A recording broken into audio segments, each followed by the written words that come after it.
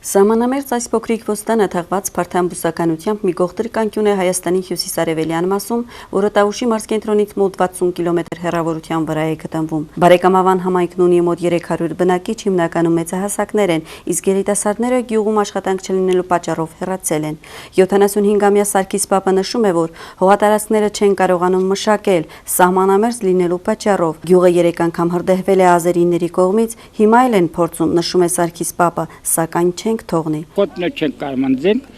կրակը մերվեն, բախելուց կնում չեն զմ չեն։ Շատ դժար է էլի մի ես գվերձը, գյուղուց ջահելը դարդակվել է, մնացել է մեծերը,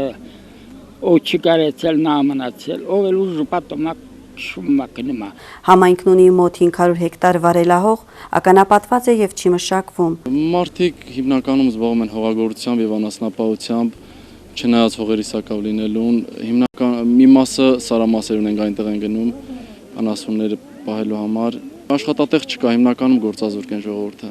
Համայնքի ղեկավարի խոսքով գյուղում կատարվել են մի շարք աշխատանքներ։ Ոսկեվան կոտի բարեկամավան ճանապարհահատվածն է ասֆալտապատվել,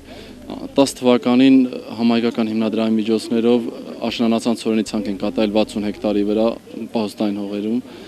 Հողերի մեծ մասը սեփականաշնորհված ականապատված են, որի պատճառով հնարավոր չէ մշակել։